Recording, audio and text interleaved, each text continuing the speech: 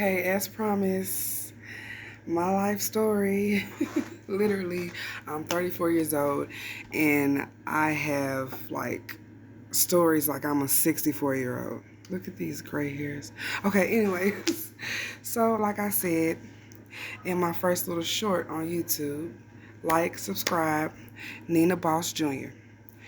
So, my mom got shot in the stomach while she was pregnant with me by my grandmother, her mother.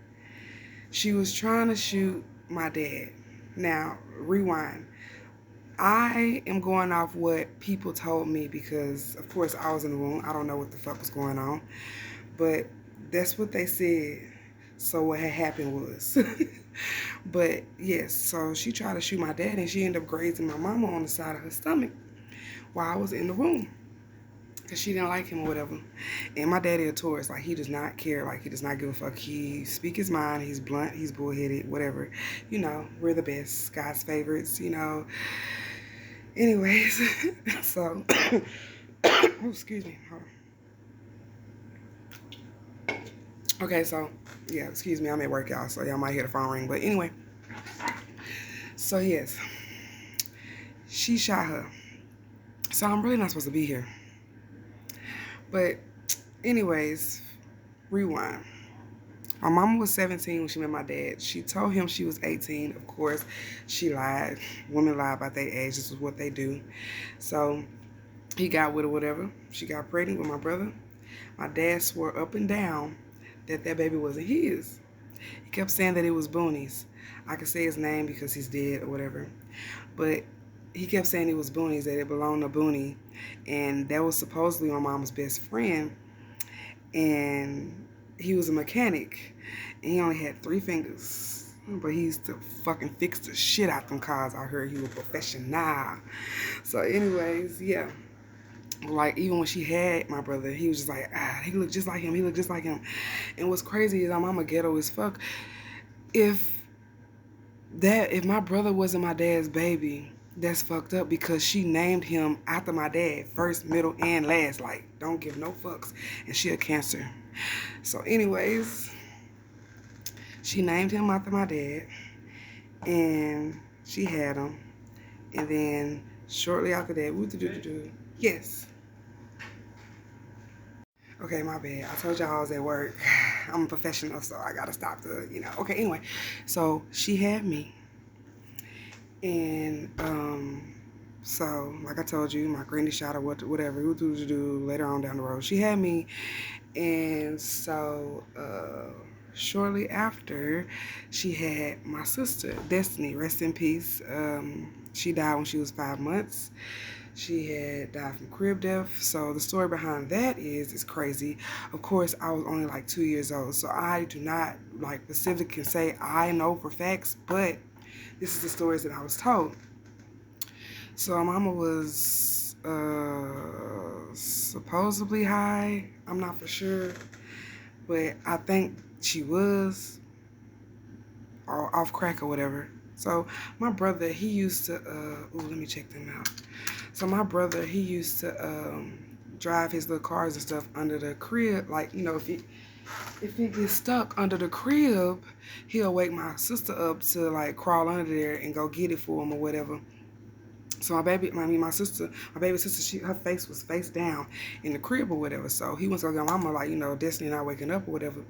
So he went to go get her or whatever. And that's when she picked her up and her head was just like, like all over the place, like limp, like dead or whatever. So we had a nurse supposedly to stay in our apartment complex. And she told him to go get the nurse. So he went to go get the nurse, and then she came up there. She was like, "Ma'am, your baby's dead." And then she was like, "No, she's not, like in denial or whatever." So yeah, that's how she died. So later on down the road, so no, my mama wasn't high. She wasn't high because she didn't start. Okay, so my dad, he started getting high. He would be gone for like a week or like 12 hours in a day, like just constantly nonstop getting high. So we went to go look for him or whatever, me, my brother, and my mama. And we found him, of course. And when we found him, he was like running from us, hiding behind bushes and shit like that, like real shit. And I remember asked my mama, like, what's wrong with daddy? And then she was just like, he just sick. And then so we just left, went home with him. So probably like later on that week, he came home. He was exhausted from getting high, not eating, no sleep, no nothing, just getting high off crack cocaine. So he came home. Mama had made a big ass pot of spaghetti. She had drawn him a bath, and she had made hold on. So yeah, my bad. I'm checking people out. Anyway, so yeah, she made a big pot of spaghetti. She drew him a bath, gave him a bath. So I was like a whole daddy's girl, like to the core. I still am. I love my Papa Bear, even though all the stuff he took me through, which I will tell you guys. I was a daddy's girl, and I got up and I got a chair from the kitchen, and I stood up on the chair and I got the spaghetti and I got some crackers, and I was trying to feed him, but he was laying down. So every time I tried to put the spaghetti on the cracker and like turn it, the spaghetti just kept falling. I finally figured it out. I remember this, like, so this is real true facts. And I fed him, he went to sleep or whatever. So later on down the road, my mama was just like, start asking my daddy, like, how does it feel to get high? Like, what does it feel like to do crack, this, and the other? And he was just like, you don't want to do this shit because you ain't going to want to do nothing but crack. Like, you don't want to start. So he told her that she didn't want to do the shit, but why the fuck he still brought her some crack home to try it?